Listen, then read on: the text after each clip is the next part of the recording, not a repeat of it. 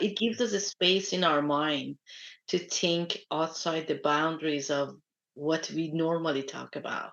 Mm. It's the beauty of nature and this stillness in general. It's funny because when we're not in nature, we talk about the weather, but when we're in nature, we don't talk about the weather, you know? I don't pay attention to that, but that's a good point. I'm thank you so much for doing this. I'm really interested in your personal journey and particularly particularly how you've transitioned from the tech world, the kind of corporate world, to now coaching Mm, and helping people also in that world. That's a really interesting transition you've made there. mhm. And I get to kick it off. What are some of the challenges you faced prior to that transition? Um, that transition, if we want to look at the history of it, it did not start, but there was an idea in my mind after my first child was born.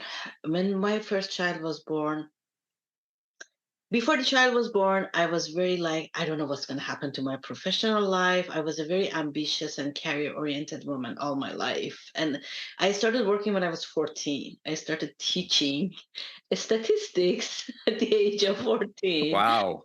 Yeah, so I always worked and I loved it. I loved making money. I loved leading. I loved the whole thing. And so when I was pregnant, actually, that was a challenge for me. What's going to happen to my life? Because I am an immigrant, which I'm a citizen now, but I don't have family in this country, like immediate family.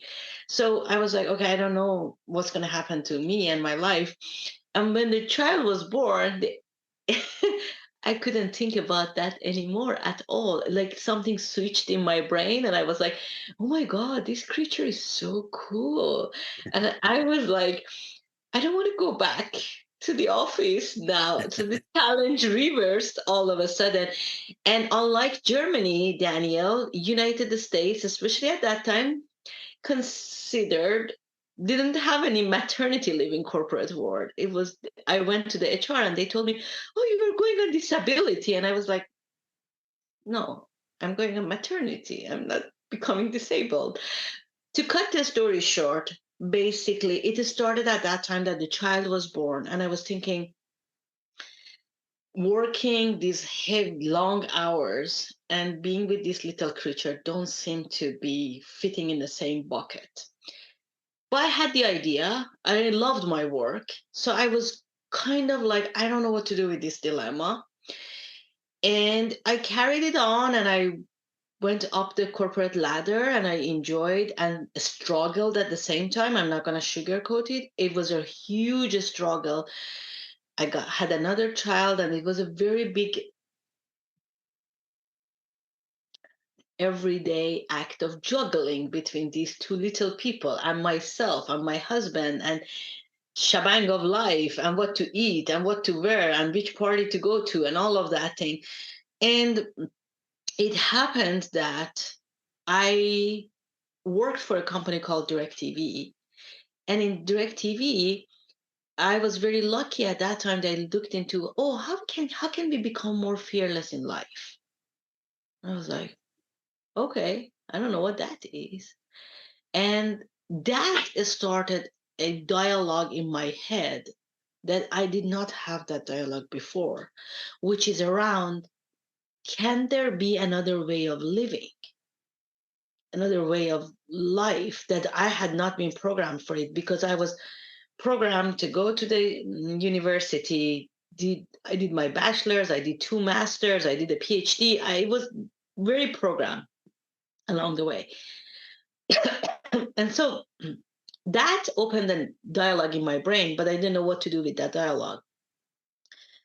And what happened was that I had an accident that brought my life to a total halt. Like total halt. I wasn't able to do anything in this world like we normally do. I wasn't able to talk. I wasn't able to look at the screen even for 5 seconds. I wasn't able to walk. And I was like in a total pause from all aspects of my life. And then I realized how much my identity was connected to that corporate job.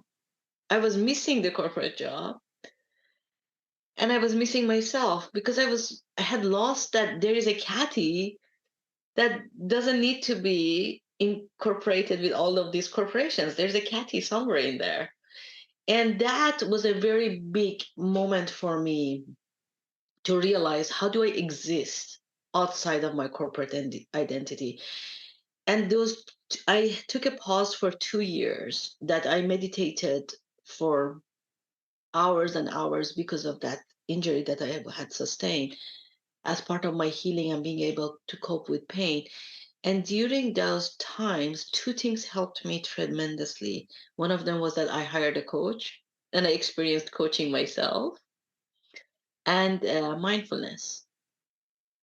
And these two really shifted my perspective towards life and towards a lot of things. And at the end of those 2 years, I wrote a vision for myself. And when I was thinking about that vision, I was like, do I want to go back to my corporate job? And I was thinking, no, there are a lot of people who do not know how to live life and be a good leader. And that's what I want to focus on for the rest of my professional life. And that's how the idea of my company, Heart Mind Tuning, was born. Yeah, well, there's a few words that jump out there, like yeah, the identity, you know, when we have such an association with what we think defines us, and then that's suddenly taken away, you know. Mm. Um, and parenting is obviously just a game changer. I know that firsthand. And then perspective, the the shift of perspective to realize that you're not associated to that thing anymore, and then how can you set forward in a different direction. It's yeah, it's really it's pretty cool. And you know, I guess it sounds like, in a way, that having that injury, Mm. as relentless as that must have been, that gave you the space, in a way. Is that fair? Yeah, it is fair to say that, but I have to say, Daniel, something for the record for our audience, because I tried to be very curious at that time. I really had to rely on becoming more curious. The reason I say that is that at that time, with all that situation that happened, the doctor said, we have nothing to give you. We cannot help you. But the only thing that they told me was that you need to relax your brain. And they did not give me any clue what that means. So I was like a pilgrim in like Paulo Coelho's book, that they gave me that sentence. And I was thinking, as my husband was helping me out of the doctor's office, like, what does that mean? How do we relax the brain? Because I had a brain injury, and I was like, how do we relax that? And I was very isolated because I couldn't talk. So I couldn't call people and ask, and I couldn't look at the screen, which Dr. Google couldn't Mm. help. So I was a very like trying to figure out what to do to help myself. And I was very thirsty for anything that came my way. I did not question things. And it was a very fascinating journey, Daniel, because, for example, I didn't know anything about coaching. I didn't know anything. And coaching is relatively even new in the States, and the pandemic has let it really get picked up by the industry. And at that time, I was having a birthday, but because of my injury, I couldn't. We had to have it like early in the morning because my brain wouldn't be able to handle past a certain time. And so we had it early in the morning. So people were so dedicated to come 8 a.m. to For the celebrate. party. It was so funny. And we had to have it by by a body of water, by a lake. It's a very beautiful place. Nature helped me. I had realized that. and I couldn't sustain noise. So being in the nature helped. And one of my friends told my husband, "Oh, you need to get Kathy a coach." And my husband told me at night that this is what so and so person said. And I was like, okay, how do we find one of these people? What are those things? And I told him to go to the Google for me, and he did Google, and he said, "Yeah, there is an International Coaching Federation Los Angeles chapter." And I was like, "Okay, go see what it is." So he went to the website and he said, "Oh, you know this person who is the president?" And I was like, "Really?" So he showed it to me. Daniel, I have a lot in my story of these kind of moments, but that lady who was the president of ICF LA chapter at that time, our kids had gone to the same kindergarten or first grade together years ago. And so I knew her. I had her email address, and I was like, in the 5 minutes or seconds or whatever it was that I could look at the screen, I just sent her a text. I went to send her an email because I could look at the screen for a very, very short time, and to say that, hey, I want to connect with you. And I realized I had sent her an email like 2, 3 years ago. What do you do for a living? This sounds pretty cool. Oh, And wow. I had no recollection that I had sent that email. Yeah, that's so interesting, the timing of things. And the connection was already made prior. So I want to tell you that, and I want to tell the audience that I became a seeker. I surrendered to the situation, which was very hard for me. And I decided, okay, it has happened. Now I cannot sit and have a pity party for the rest of my life. I could think about why it happened, and I was very stressed. My brain was really stressed at that time. I could feel it all the way. But I couldn't have this pity party. I had to see that, okay, this happened. How do we move on and become a seeker? Because the doctors that I had hopes in them, they are saying we cannot help you. So I had to find a way myself. Yeah, wow. And so then you went through the training process of coaching through them. No, no, No. it was a way more longer story than that.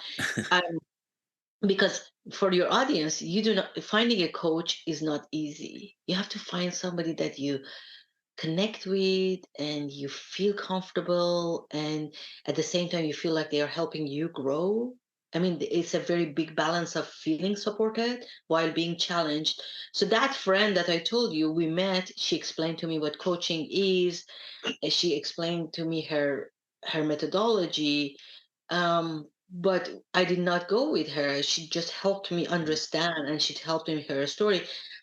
Funny enough, I asked my husband to find some people for me, even with that situation, to interview them, because I figured, you have to find the right person.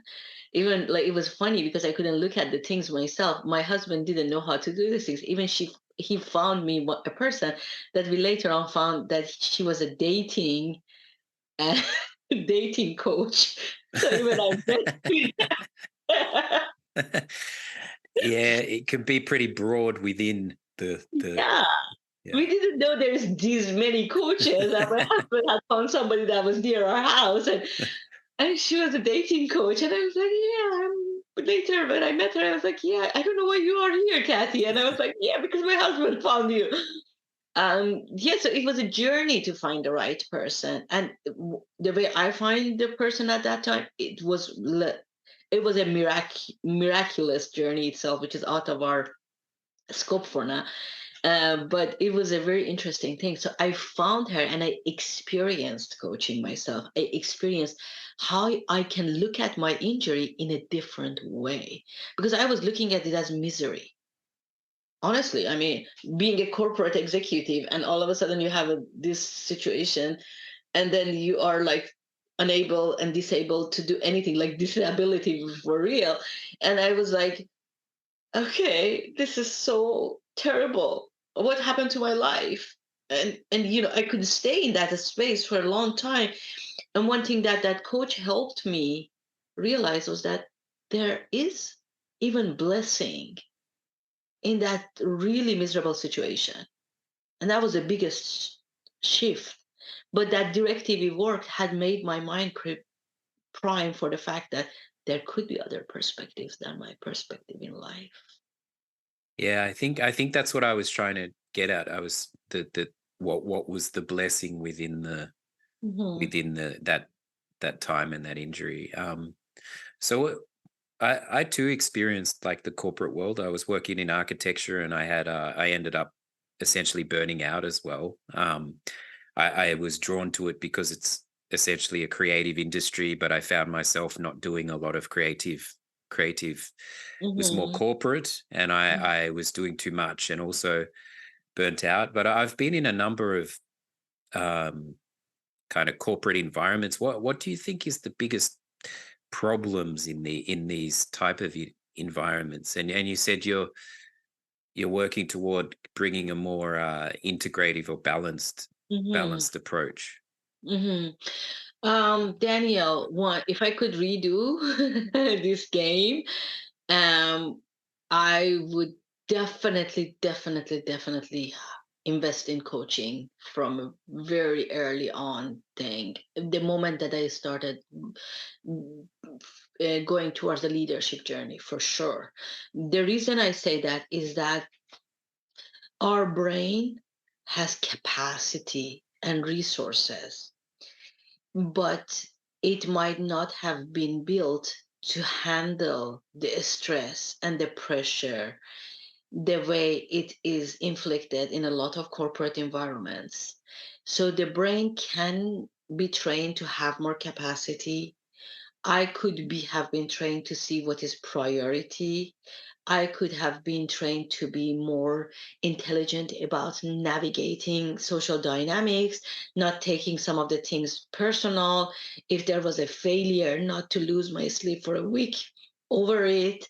So there was a lot of training myself to look at things in a different way, and also build the capacity in my brain, physically build the capacity the same way that we train for a marathon, and we do not decide that, oh, I'm going to run a marathon this morning and start doing it the next day. It just doesn't work like that. We understand that we need to train, we have to build up to it. The same thing is true for our capacity in the corporate environment. And if I could redo this whole game, I would definitely invest in that tremendously, to get a more holistic view of myself, my purpose, my values, and how I can build more capacity in my brain. Yeah, it almost feels like it should be taught in schools. It's just Mm, how we navigate. You know, the school system is so focused on like other things, but like as you say, how do we take a more holistic approach to in terms of like our individuality and the things that we're naturally drawn to. Um, I like what you say, but I have to tell you something. I think maybe the biggest challenge is that we do not see value in these things until we hit our head against something. Like I remember when I was very young, I was like 22, 23 or something. I Somebody gave me Tony Robbins books back there. I was in Iran, and I was like, I don't need these things. I know what I'm doing. I'm very set on my own ways. So I dismissed that. I remember there was a man who had come from United States to Iran to deliver these motivational speeches, and I went and listened to him, and a lot of his things really resonated with me, but I did not go and do a workshop or the groups or whatever he was doing. I did not really value some of these things. So, Daniel, I think the biggest challenge with these things is that that awakening needs to happen, and a lot of people, in me, moi included, until they hit their head against the wall, they do not realize they need to do that. no, you're right. It's more like the school of hard knocks, the life experience, that Exactly. the crash and burn to then be able to see it in context. Yeah, no, that's very true. Um, so I read that that pause is very important in your Hmm. work, like pausing and reflection. And I think that's the nature of a lot of businesses. It's so hard to find that pause Hmm. and that space and that time. Hmm. Is that's a big focus for you? Hmm. Yes, it is a big focus for me, and there is a lot of science behind it. Um, I researched a lot about the impact of taking that pause on our brain and our productivity. Because one thing that is very essential for leaders in corporate world or any leader, even the founders in tech startups, is how do I become more productive? How do I optimize this time and energy that I have? And a lot of common thinking is that, oh, how do I do more within my day, within the hours I have? Maybe I should do more multitasking. Maybe I should do three things at the same time. That's what I personally did. I was driving, and at the same time, I was interviewing candidates for the roles that I was hiring for. And I was thinking, oh my God, I'm really doing really good. I'm becoming productive.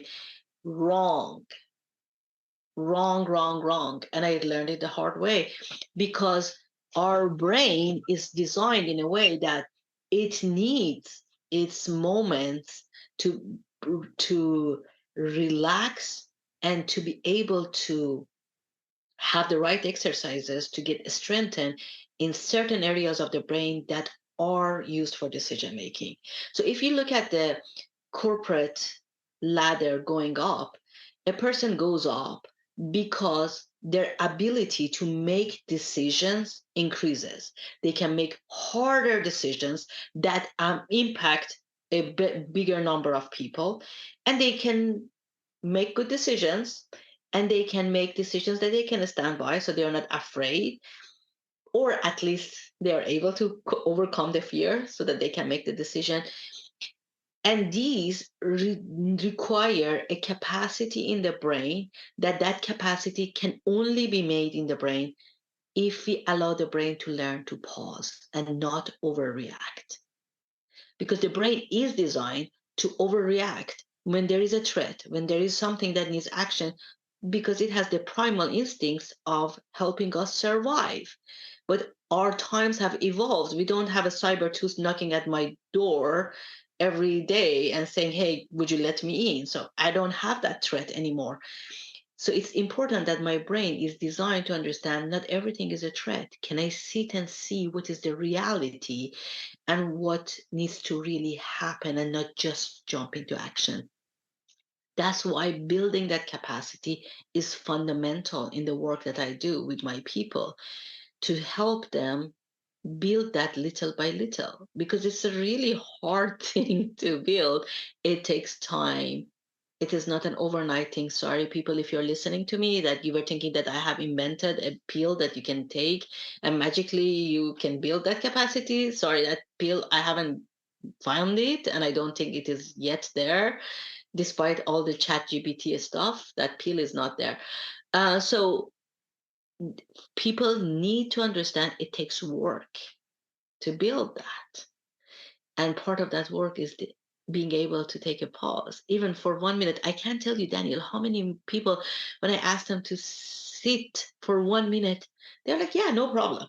And we start, and then they're like, oh my God, that was the longest 1 minute of my life, Kathy. Yeah, especially with all the distraction and noise we have around us. It's crazy, and that's what these little challenges have been like. It was just like it was always. It should seem easy to take 1 or 2 minutes in the day for mindfulness. We have, I'm not sure the numbers, but we have thousands of minutes per day. Yet it's often so hard to even just find that 1 minute. It's crazy. It's so crazy. But I too have found the benefit in doing less, but trying to focus on the quality of less, as opposed to thinking that doing the 100 things is going to get me ahead, when actually it's like actually counterproductive. I had to also learn that the hard way. And it's still like you say, it takes work. It's like a muscle to consciously try and keep things in balance. And then I have noticed by doing that there is enhanced productivity and clearer decisions and focus. So Mm. I can feel that it works. But again, going I guess for you going into these companies, this approach of pause and reflection, Mm. it doesn't fit the standard corporate No, models. no. And I do not go and talk about it like this. Because if I go and talk about it like this, they are thinking, oh, mumbo jumbo. Mm, they s- Yeah. they start to think it's a wacky, yeah. Yeah, you don't. So there is another way of packaging this whole thing, which is a lot nowadays. A lot of companies are understanding the way to go is to take care of their talent, and the way to take care of the talent is to be more of a human-centered leaders, to have more human-centered leaders and have human-centered leadership. Of course, it's not true for every company. I mean, some companies have embraced it, some have not, but a lot of tech and engineering companies are becoming more curious about that space. They're trying to embrace it, play with it, because at the end of the day, corporate America is about producing and making money. Because if you do not make money, you're out of business. As simple as that. And how do you make money? By having people who are the best in their talent and skill, and at the same time are vested. And how do you get people vested? By making sure that you provide an environment that allows for engagement and something bigger than the paycheck. Yes, US tech engineering job market is not the greatest right now, as you and I are speaking, but still people want to be engaged in their work to be able to enjoy it and put their 110%. Otherwise, it's just a job for them, and having just a job is not satisfactory for human soul. You and I have both experience with that. Feels like so when bringing it to the organizations is about how can you make your leaders more impactful, how can your leaders have more influence, and as a leader, a lot of leaders aspire to be more inspiring. How can I inspire people more rather than giving orders? So there are elements that is appealing to people without using the word pause and using these words that is very counterproductive in the corporate lexicon. I think people need to feel valued and need to feel heard, you know. Been in companies where you don't feel heard, you don't feel it, like often the guys or men or women at the top don't have an understanding of what's going on in the kind of the factory. And I've seen some like toxic environments start to happen, by people, and then like you say, you just end up losing good people, and then Mhm. the productivity, I guess, suffers. um so yeah, from the top, trickling from the top down. So like you said, focusing on how did the leaders become more Mhm. impactful. um Mhm. Well, you brought a good point. People want to be heard, and that's a really human essential. However, look, we are talking about corporate world that is very focused on problem solving. So imagine, and I think I have done it a lot in my life, and I still do. It's still a journey for me to be able to sit with somebody, and as they are sharing with me, to focus on what they are saying and what I'm feeling and what they are feeling and the feelings I get from them, and let them explore it, not jumping into, oh, yeah, maybe you should do this. or jumping into, oh yeah, I remember I had that experience and this is what I did. Boom, boom, boom, boom, boom. Cataloging our experiences takes us away from the moment. And people feel that. Humans feel that. So the biggest gift that we can give another person at this day and age is the gift of our attention. The gift of our attention. Can I be 100% with you? And that's the biggest gift I think that coaching gives people. I mean, I do coaching and advisory because of my experience in the corporate world. So, but whenever I'm with people, I tell them, sometimes I'm in my coach suit, sometimes I'm in my advisory suit. Because in the coach suit, we listen to you so you can find the answers yourself. I don't have the answers. You have the answers. You live in that world. You know these people. Trusting, learning to trust yourself is key. So the bottom line is that hearing somebody is an art and science, and it needs to be developed because people don't have it inherently. People inherently, especially in corporate world, they want to jump into solving problems because they have been paid all these years to solve problems. Mm. And that's one of the biggest things I had to shift in myself. I earned a living for 2 decades by solving problems. Now I switched into something that I want to allow a person to find answers in themselves. That was such a huge shift for me personally. Yeah, for sure. For sure. Um, I hear it a bit, but I tussle with it a little bit, and that's the concept of like personal brand. Hmm. Um, I'm a very like multifaceted creative, you know. I don't, so I it all falls under the like arc of storytelling. Hmm. But I've always this struggled with this idea of personal brand. So how do you, what are your thoughts around personal brand? I share with you. Yeah, it is our personal brand is requires two things building it: internal awareness and external awareness. Internal awareness is us doing the work of understanding our own strengths and things that are not so much our strengths, and really be very clear on that, and our own values, and see how we can use our strengths towards executing based on our values. I know this sounds really esoteric, so I'm going to go and give examples. For example, I when I was at DirecTV, one of the things that happened, we did Marcus Buckingham's Strengths Finder, and in that, I discovered my top strengths is being a connector and advisor.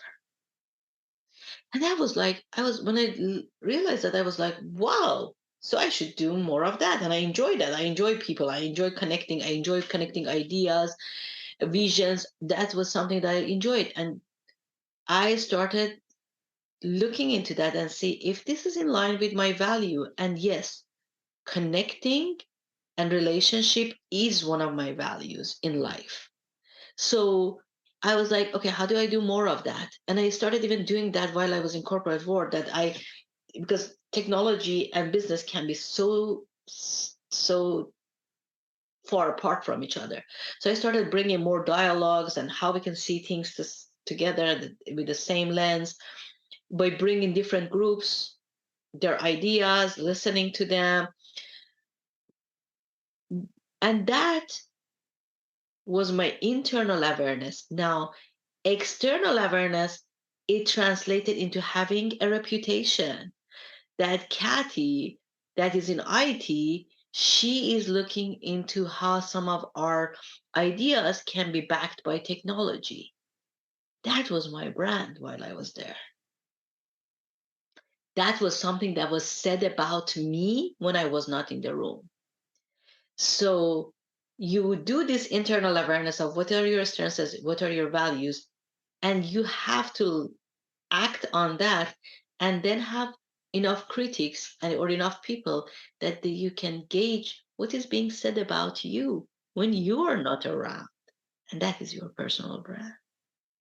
Yeah, no, that makes a lot of sense. It can't the values thing comes up quite a bit on the show, defining what your values are, Mhm. seeing how they're aligned with your strengths and the things that you're doing, and trying to find a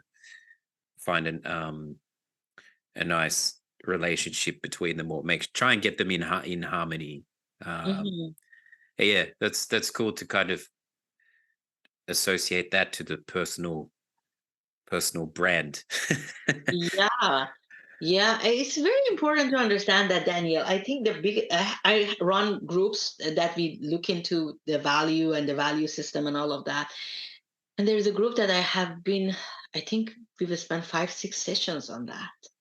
Mm. And these are all C-suite level ladies that have amazing track record in their corporate world. And one thing that I want to invite everybody to think about, and it was a very big revelation in the work that we were doing with this group, is there are values that we like. Like, no, I think hardly anybody can tell me. I mean, I'm talking about decent, sane people, that kindness doesn't seem appealing to them. Humans normally like kindness. So a lot of people, when we are doing the value exercise, they're like, oh yeah, kindness is good. So they tick that as an example. Now, there is a difference between a value being good and the value being a value for us that we actually execute on it. So if there's a difference in there, because a lot of times people are like, oh yeah, kindness is good, vulnerability is good. Yes, there are a lot of things are good, but are you actually executing based on that? Or is it just a good thing to have? Nice thing to see on the shelf? So this is a very, very big difference that I really encourage people to test their values with a group. If you have access to a group, just go and test it. Really iron it.